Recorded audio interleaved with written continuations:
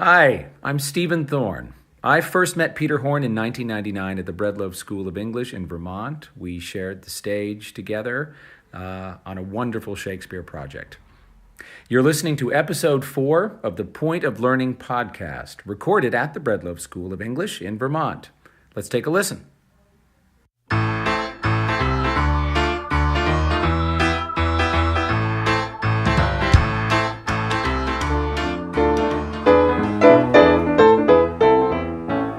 On today's show, a little something different. I'll be speaking with 4 graduate students at the Middlebury Loaf School of English. Let's meet them, shall we? Sarah Murphy is a librarian at a K-12 independent school in New York City who teaches reference skills, media literacy, and research writing. She was recently featured in Teen Vogue for a piece on how to identify fake news.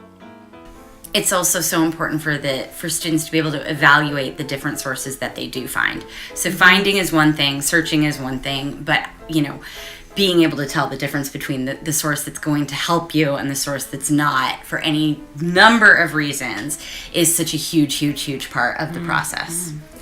Stacy Rogers teaches English, film, and theory of knowledge at a public high school in Austin, Texas.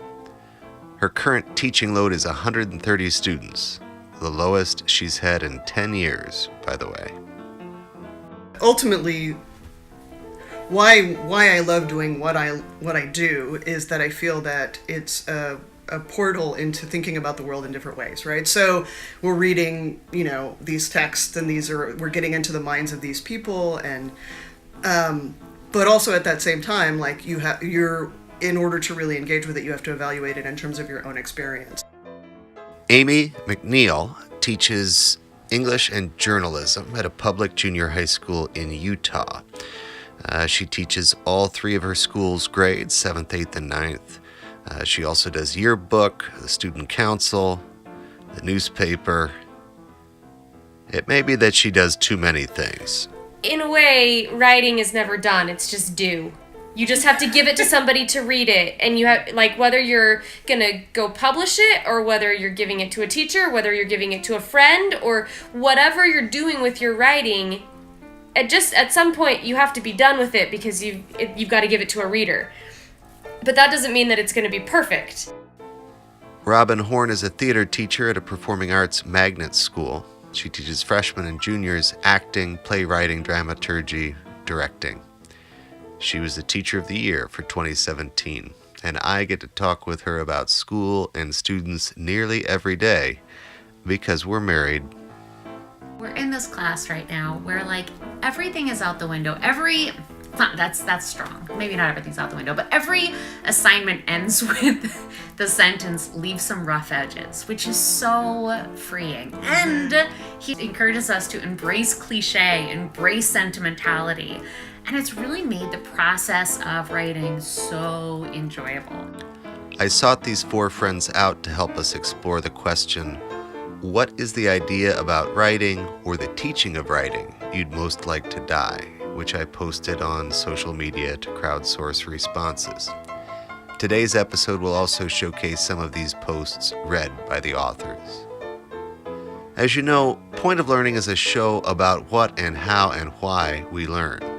In this first season, I'm tracing strong influences on me in my early teaching. Loaf was transformative for me as a master's student, which I was happily each summer between 1999 and 2003. The Vermont campus of the school holds many fond memories of challenging classes, great theater, and opportunities to make friends with teachers working in different kinds of schools across the country. So let's get started. If you're not a teacher of writing, this episode is still for you. As Amy discovered a little while back, I asked a group of my friends, none of whom were teachers, a few years ago because I wanted to know so that I could share it with my students. What are some of the things, when do you need to write? And every one of them, without exception, said I write all the time. Whether it's just emails to colleagues or reports or any sort of thing. I had a friend who was an engineer, one who worked in construction management, one who worked was a graphic designer for a company, and they all said that writing was important and that it was important to be able to communicate ideas. Act 1. Essays. The ubiquitous generic term for school writing takes its name from the French verb essayer, which means to try, as in to try out or test an idea. It's a tribute to Michel de Montaigne, the 16th century philosopher who popularized the genre. Unfortunately, things in school have veered a good deal from his aim of writing to discover what he thought, most upsettingly for many teachers and students in the form of what is called the 5-paragraph essay, a tidy script including 1 paragraph each for introduction, 3 main points, and a conclusion that too often presents nothing new. As you will hear, the 5-paragraph essay was a popular candidate for the idea about writing that teachers and professors would most like to die. Stacy gets us started. When I'm thinking about essays, which I think are weird things that exist in the world, I remember learning about Montaigne a little bit as like background knowledge for like teaching Hamlet. But I was just so amazed by his writing because he's sort of credited with inventing the essay. But what he wrote was like, look at my belly button. Isn't that weird? Like, I never noticed that. But, he wrote these really just sort of very personal things that often went someplace interesting, which is why people still read him now. And what so much of Hamlet's musings are connecting to this idea of wonder about the self. So that's kind of... some of what I was thinking as I was reading through these ideas. That kind of goes to what a lot of people mentioned, which was the 5-paragraph essay, or the very rigid form.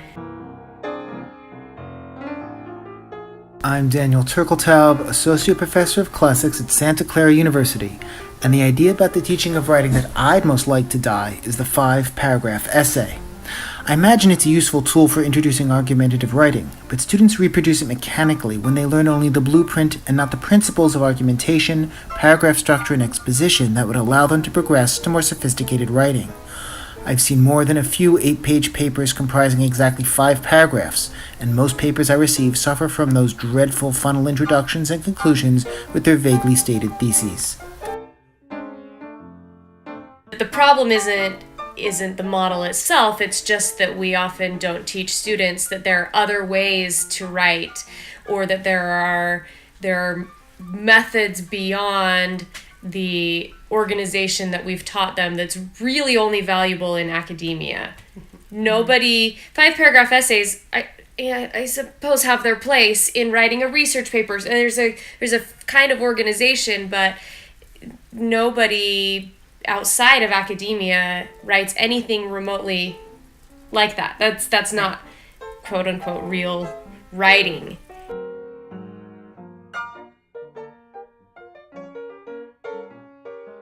I'm Al Morales, a public middle school administrator in New Jersey, and the idea about the teaching of writing I'd most like to die is the 5-paragraph essay. Changing our minds requires a moment of surprise in order to make our former beliefs vulnerable to change. The 5-paragraph formula exposes everything and leaves little room for surprise. If I agree with the claim, I'll look for opportunities to agree with the author and further solidify my position. If I disagree, I'll look for holes to discredit the so-called facts. So let's give students license to find new and inventive ways to create the surprise necessary to change minds.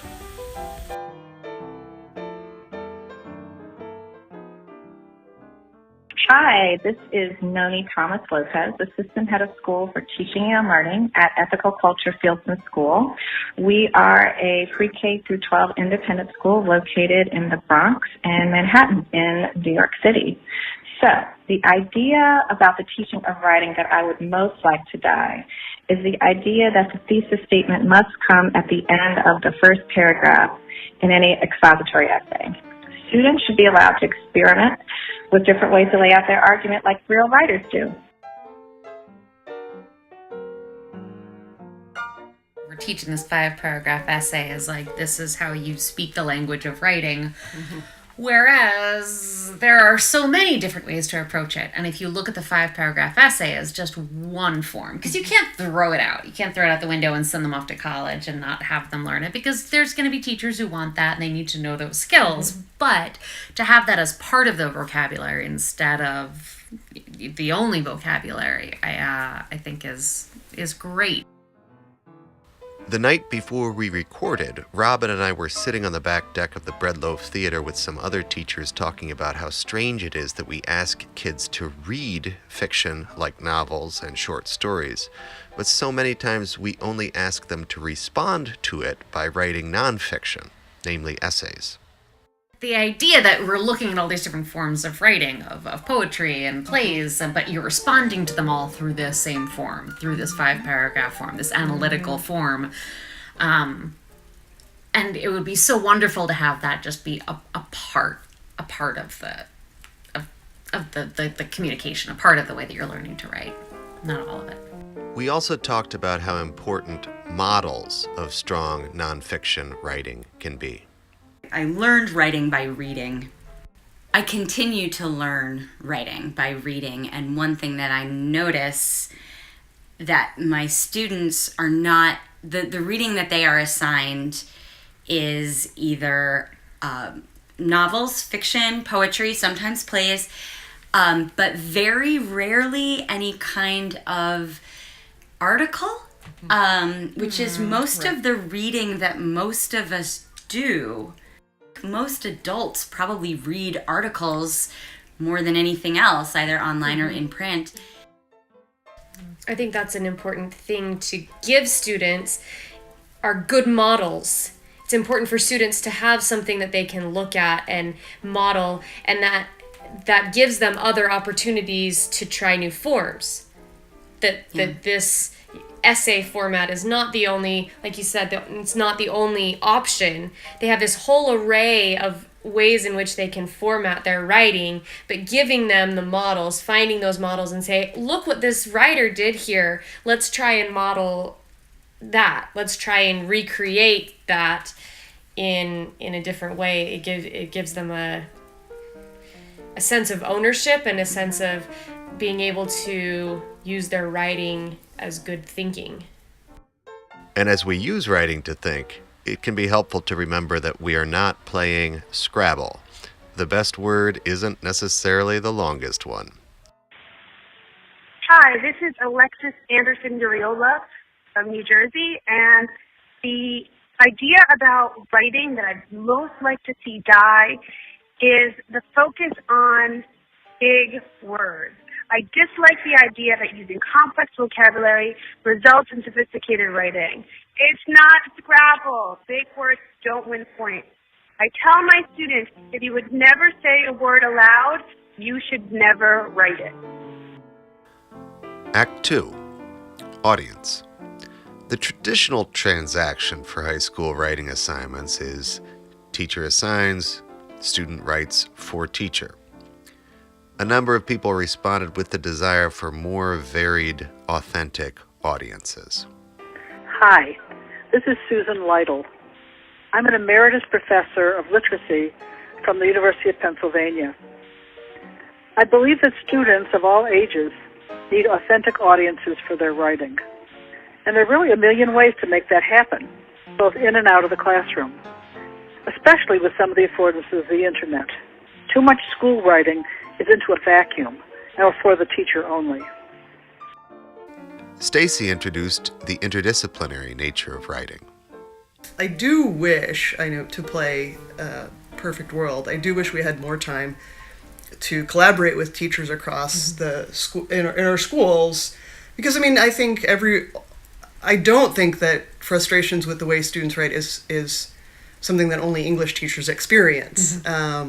And writing is a part of many of especially when they get into high school, it's a part of their demonstration of knowledge in many of the areas. So I don't know. I am really interested that it's the science teachers that are the most interested in your assistance as a librarian. Well, in those cases, I think that they, even in middle school, they model their work, and I'm sure this is true of Molly, who talks about AP Biology lab reports.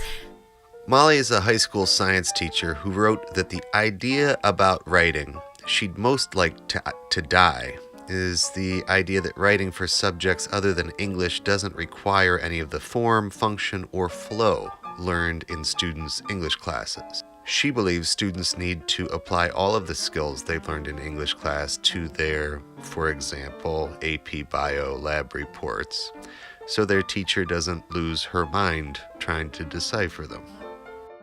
They're really looking at the peer-reviewed system of writing journal articles to discuss your findings, and as science teachers, that's the process they've gone through, and so it's the process that they want to prepare their students to go through. And I really mean this even in middle school. So they see that as so essential, but they also recognize that it requires skills outside of the scientific method and outside of what they're doing in their labs. And they remember, I'm sure, as teachers and as humans, where they learned to write, and they remembered the necessity of applying your writing understanding to other subjects. That also speaks to the idea of writing for an audience. That you're going to write differently when you're writing a science peer-reviewed article than you are if you're going to do an article in the New Yorker, because you have a different audience. And so understanding the changes that you're going to make is crucial to creating a coherent piece of writing, and a piece of writing that's going to accomplish the purposes you want it to accomplish. My name is Nancy Latimer, and I am an educational technology specialist in New Jersey. The idea about the teaching of writing that I'd like most to die is the concept that we are still exclusively writing for old media, such as print publications. For example, I have a son who writes a very popular blog about physical fitness, and he has often remarked to me about the fact that schools don't teach students how to write for an entirely different audience, such as he does on the web. A lot of people here mentioned that was something they would like, that in school, writing is most often just given to the teacher, for the teacher to read, and it's part of how the system is kind of set up. You know, they do something and turn it in for a grade, and then they get it back. That's the way that school works, but that's not the way that writing is perhaps most effective. Hi, this is Warren Hines. I teach English and journalism at Westfield High School in New Jersey.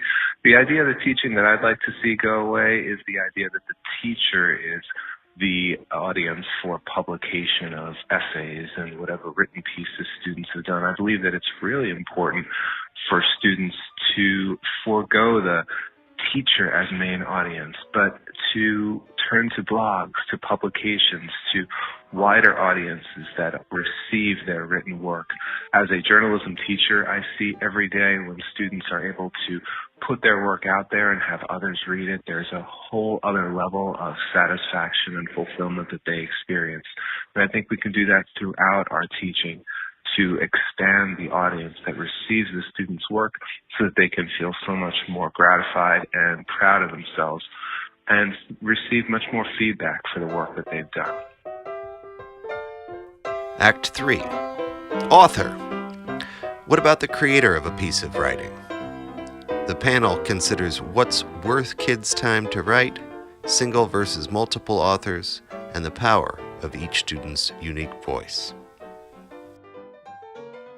Sarah, you said one of the things you'd like to say goodbye to is a blue book essay, right? We should say that this was like an old school kind of college format. I think that's where a lot of people would recognize blue books when used in college, but it's still used in some kinds of schools under the post-secondary level, where kids have no recourse to anything else. It's just a timed piece of writing, and just from your own brain, you'd like to see this go bye-bye.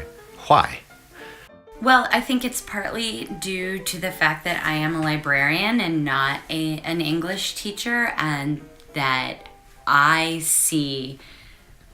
measure success in my students by their curiosity and their ability to find information, to want to look for information, And so the idea of saying only your brain is the only tool you have for the next hour and a half, fill this book with what's in your brain, to me is very antithetical to what looks like learning to me.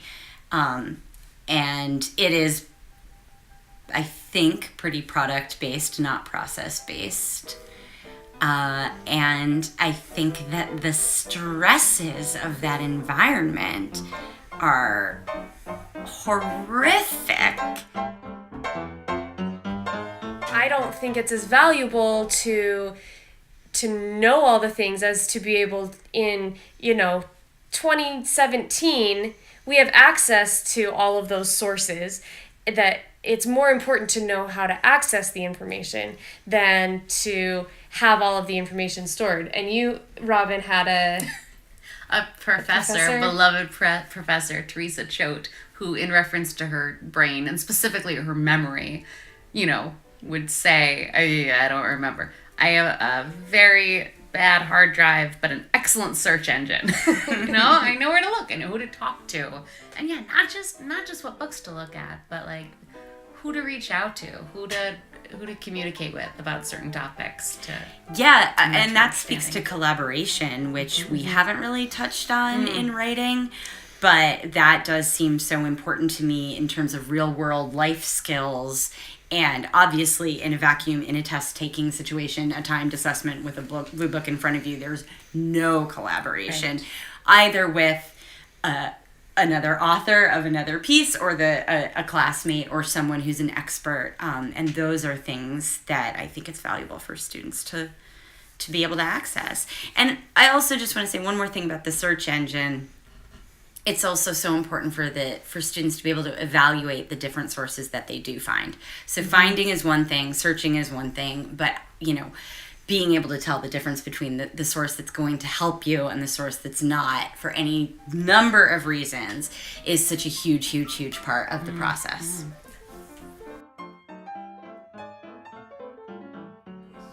Yeah, one thing I notice that is another thing that I'd like to see die is some students get their voice beat out of them. Like some students already have the voice.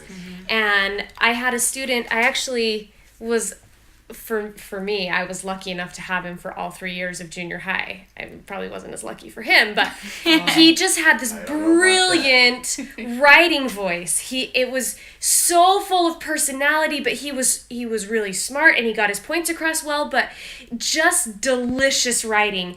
And I told him probably 25 times to never let anyone beat that out of him, because I know that's a thing when some teachers are looking for something specific or looking for this analytical or whatever, that they say, oh, you're not supposed to use first person, or you're not supposed to use any of these kinds of techniques.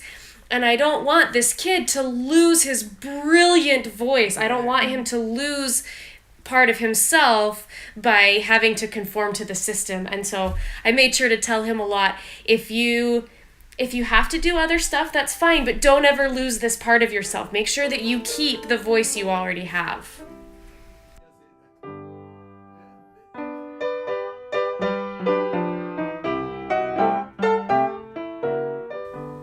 Act 4. Purpose. In this section, the panel takes on how we think about the purpose of writing. In other words, what do we want students to get out of their writing? What do we as educators and citizens want out of it? Is the point to demonstrate learning, or should writing be about discovery and self-reflection? Maybe it should be about a more just and democratic society. It's all possible. Robin gets us started by talking about a playwriting class that she's taking right now. So we're in this class right now where like everything is out the window. That's strong. Maybe not everything's out the window, but every assignment ends with the sentence, leave some rough edges, which is so freeing. And he encourages us to embrace cliche, embrace sentimentality. And it's really made the process of writing so enjoyable. And so since I teach freshmen, I just feel like 100% all the way, that's the way I'm going to teach playwriting with my freshmen. I'm going to rough edges, embrace sentimentality, embrace repetition, embrace all these like bad, they're so worried about being boring or repeating ideas that they've heard before. I mean, I really feel like go there first. Like, don't let go of all the judgment, and don't worry. I mean, but the hard thing is that you sort of necessarily have to then let go of the grade. Like, how do you have a rubric and say also like leave some rough edges and. So that's a really hard thing about being a teacher. I mean, can we throw grades out? Is that an option? Yes. pretty, please. That's a whole different discussion. Yeah. Support that. Is it? I don't know. Maybe it's not. Maybe it's not. Hi, this is Eleanor Lear, and I teach at a private school in New Jersey in high school English. And the idea about teaching of writing that I would most like to die is writing solely for a grade. Writing for a grade serves a purpose for some kids, but writing for an authentic audience gets better results. I would like to see students invest as much in their writing for class as they do in their college essays. I like the idea of progress, though. Yeah. Because, in a way, writing is never done. It's just due. You just have to give it to somebody to read it. And you have, like, whether you're going to go publish it or whether you're giving it to a teacher, whether you're giving it to a friend, or whatever you're doing with your writing, at some point you have to be done with it because you've got to give it to a reader. But that doesn't mean that it's going to be perfect. And the idea of making progress, where you start to where you finish, it's okay if you have some rough edges, but did you learn something along the way? Yeah. Did you make progress from where you used to be? Yeah. And thinking about maybe grading writing in that model, rather than did you meet every single criteria on this universal rubric that I'm going to use for every single student? Where were you and where are you now? And that could be a reflective component to writing also is nice, right? Though you wouldn't. Mm-hmm. Which I mean, where I started, like kind of like putting yourself in there. Like, writing isn't going to be interesting if the person writing is not interested in what they're talking about, mm-hmm. right? Mm-hmm. We have tasks. We are all, I'm sure, beholden to some sort of tests that our students will have to take that will determine whether they advance. Yet, nevertheless, if even if it might cost you a few points on a test, but you can teach your kids to write about what they think is interesting within the task that they have. I'd rather an interesting piece of sloppy syntax than a perfectly formed set of paragraphs that don't mm-hmm. go anywhere, mm-hmm. But that are very neat and they conform to a formula. This is Heather Rocco from New Jersey. The idea about the teaching of writing that I'd most like to die is that there is a formula students need to follow to make writing, quote-unquote, good. That 5-paragraph essays are sufficient, that thesis statements have 3 points, that conclusions need to summarize your argument, that you cannot use first or second person in your writing, and that fragments are bad.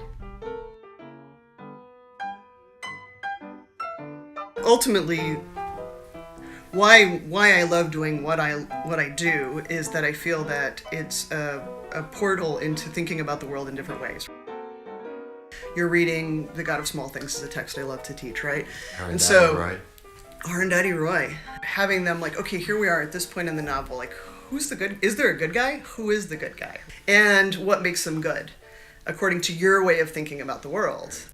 Is your understanding of the world kind of being modified by her way of portraying the world? Like, because it's a novel about justice, it's a novel about everything, but and also even that, like, I love it for that too. Like, what is it that you see? I can tell you what to think about it, but also, I mean, there are endless possibilities for what you could find in this.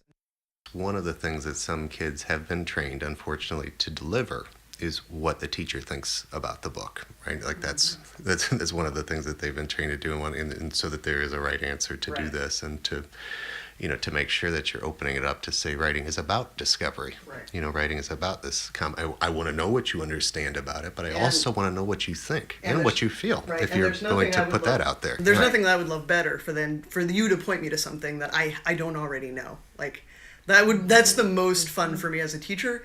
In terms of reading or writing, is to hear like that. You're really excited about this or interested in this, but moreover that like. You're seeing this in a way that I'm not telling you how to see it. You're seeing it on your own terms.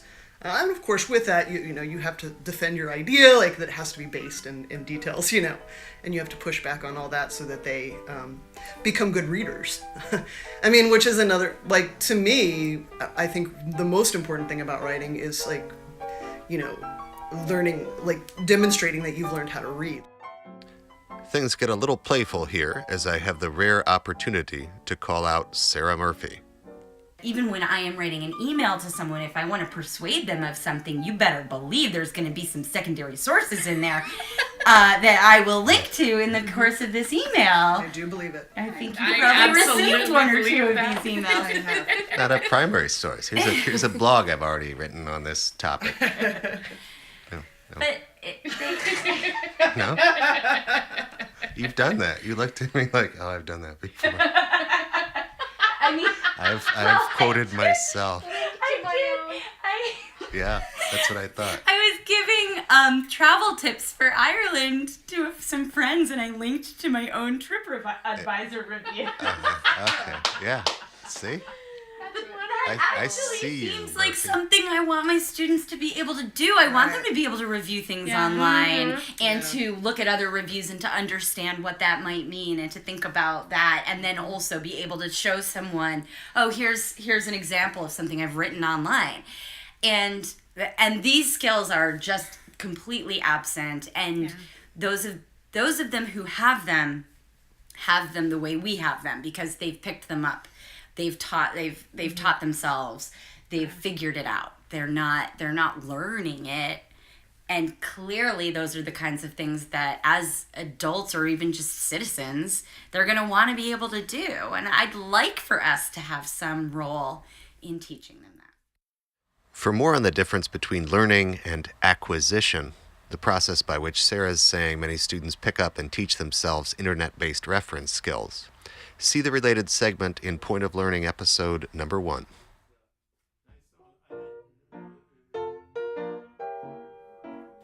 Act 5. Gotta have 5 acts for the English teachers listening today. This last one is about the process of writing, including being honest about how hard it is. I think there are two things that I do with that. One is showing them models of my own writing process, showing them multiple versions of something that I've created and where it started that was really awful, and places where I've made those, or writing in front of my students and showing them this is I'm going to try this, and giving them a verbalizing my thought process and my working through that. The other is giving them multiple options of ways to work through the process of drafting something, because what works for one student isn't going to work for all of the students. Some students need to have an outline of a fiction story that they're writing. They've got to know every single thing that happens before they can draft the thing. Some students need to discover it as they're writing it. Every writer has a little bit different process, and so teaching students that here are some tools. I'm going to give you some tools. These are some possible ways you could do it. Try these out, see which one works for you, or come up with your own way. You need a system, but your system isn't going to be the same as every other person's. Not every person needs a graphic organizer for all of these exact steps that you're going to follow A to Z. Some people need that, but some people need other things, and giving them a toolbox of options helps a lot, I think, with creation. That's so good that you share your work with students, and that's something that I am committing to doing this coming year. That writing with my kids, that when I give them a writing assignment to take it, and maybe not everyone, because there's a zillion things to do, and sometimes you need to steal a minute to answer a parent's email, but I mean, what a cool, to struggle with them, to write with them, to struggle with them, to work through ideas, to backtrack and go through that process with them and show them that that's I don't know, and that's part of the joy of it. That's part of the fun. Well, and we keep saying joy and fun. I would describe writing as, and I am an English teacher, I would say maybe, if I'm lucky, 20% of the time I'm writing, am I happy and enjoying myself, right? Like, yeah, that's high, actually. That's probably not that, right? Here I am at Bread Loaf School of English graduate program, doing it of my own volition. It's really mostly because I want to do this, because I want to keep studying, but like, I've got to go after this and sit and be tortured in front of a computer screen. And at the end of it, I'll be glad I did it.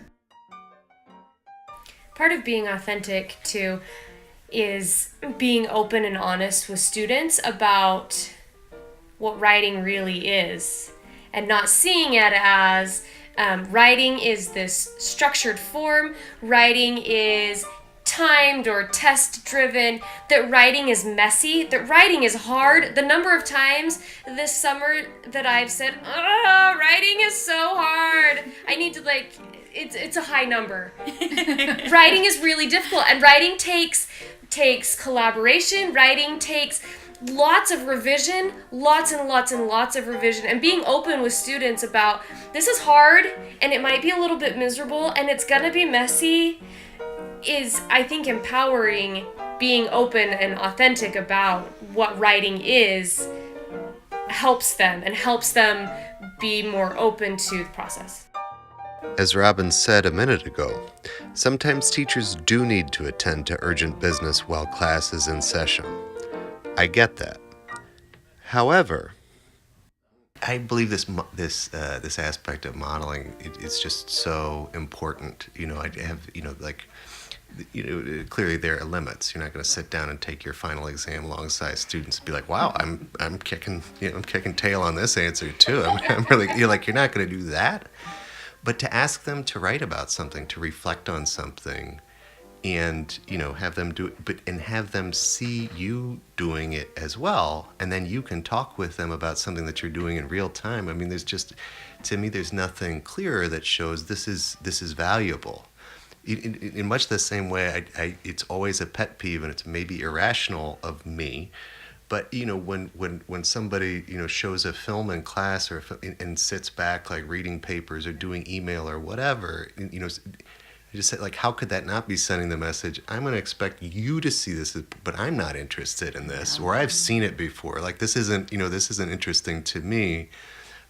I'm here with you in real time, watching this with you, and I want to be able to talk with you about what you just saw and remind myself of it. And how much does it validate the activity? If you've seen this film that you're showing 50 times, and yet you're still interested, finding exactly. The other thing that I try to do is, when students see things, every year, I've taught Hamlet for 10 years, and that means I've also taught it probably 40 times because of the number of sections of the class I have, right? Literally 300,000 kids from when I'm Texas. Something like that, right. Approximately. Big classes. Shout out, Anderson Trojan alum. But there are still things that I haven't even seen, but students see that may, I'm not teaching them text that I'm I know this one. I got it all, right? I'm teaching them text that I still, and if I do feel that way, I'm I'm tired of teaching this one. Let's push it out of the curriculum. And so you should, yeah. Right? Because if I'm not excited to do it again, then they're going to know that. And there are texts that kind of can hold up to that they like, but. Robin, our theater teacher panelist, is about to talk a bit of drama process as a means for physically working through ideas about literature. She's going to mention tableau, which is short for tableau vivant, French for living picture. As Amy will confirm, English teachers can use tableau as an exercise in which students imagine a scene from a given book or other situation that they then inhabit, striking poses without further movement or speech. There is something that I do when we're talking about plays, where students are sort of creating tableaus to communicate theme, to communicate like, what do you think happens after this play? What do you think happens in sort of this gap in the play where we don't follow the characters or we don't know what's going on? So they're working collaboratively and they don't have to verbalize first. They sort of, they get it, but they maybe can't say it. And so they put it in their body, and it's, sort of timed. You've got this amount of time and create these pictures. So I really like that exercise, and I feel like it leads to some really fruitful conversation.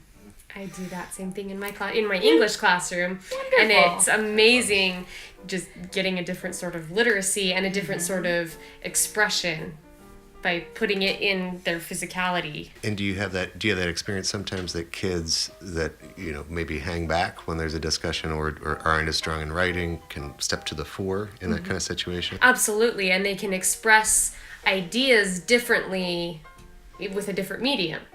I think it's so important to remember, not just with kids who may have a developmental difference where it's much easier for them to speak than to write.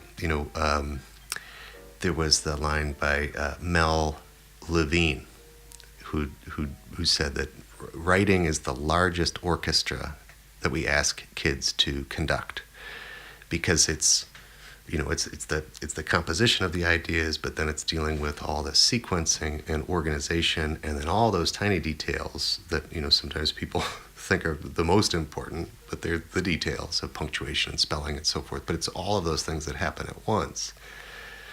For some kids, that's for some adults, that is really difficult to juggle, whereas they may be quite able to speak out those ideas. And then also kids who are learning English as a second language or third language, they can have quite a difference in terms of oral comprehension, what they can hear, and then orally what they're able to express, and then reading and writing can be at different levels. And that's always important to take into account when you're, that those things are not necessarily at the same level. So coming at those ideas of, coming at those points of expression from different ways, can be very important as you're trying to get a sense for, well, where's this kid really at? This is a whole other topic, but Stacy mentioned at one point writing with paper and pencil, and I was thinking about Jenny Brand's comment about... Hi, this is Jenny Brand from Kennett Square, Pennsylvania. The idea about the teaching of writing that I'd most like to die is writing for assignments. Of course this is important, but I wish that I could see more writing with a pen and paper as a daily exercise.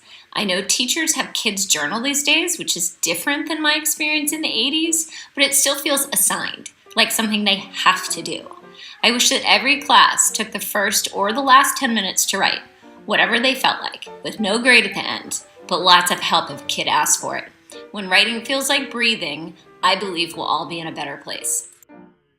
Jenny's comments speak to several worthwhile issues, including how to balance digital learning with traditional analog modes like pen or pencil and paper.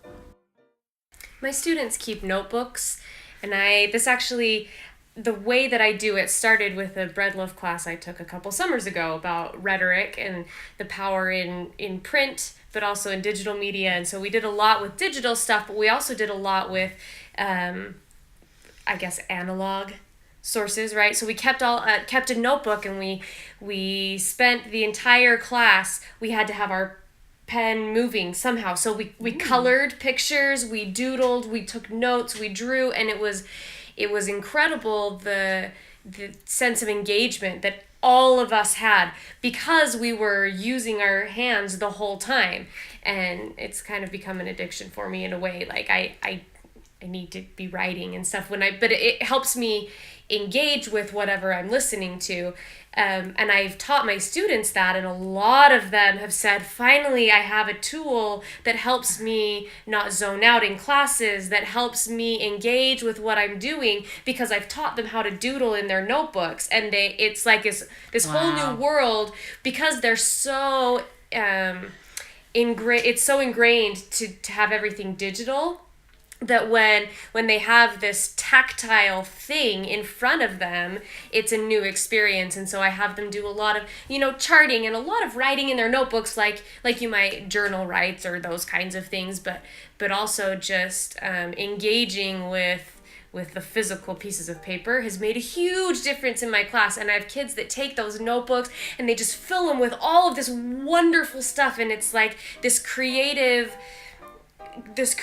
collection of their lives and of their ideas and of their experiences. And I've had a few students who've come back after a couple years and they're like, I'm still making notebooks. Let me show you my notebooks that I've made, because they're so engaged with the physicality of it. So for me, I find that to be very beneficial, but we also do a ton of stuff on computers. I have a Chromebook lab in my classroom and we do all of that as well. So I think there's a place for both of those. May there be a place for all of it, and a classroom for any and all teachers like these. That's it for today's crowdsourced edition of the Point of Learning podcast. My great thanks to the panelists Robin Horn, Amy McNeil, Sarah Murphy, and Stacy Rogers, as well as all those in the greater Point of Learning community who contributed ideas about the teaching of writing they'd most like to expire. Thanks also to Mark Wright, Bread Loaf class of 1989, for supplying the lush piano score for today's show, and to you for listening and spreading the word about Point of Learning to anyone interested in what and how and why we learn. See you next month.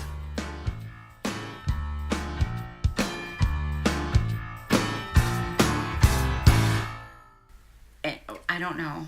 I don't know what my question is. This is very Bread Loaf. You just look down to signify that you're done speaking.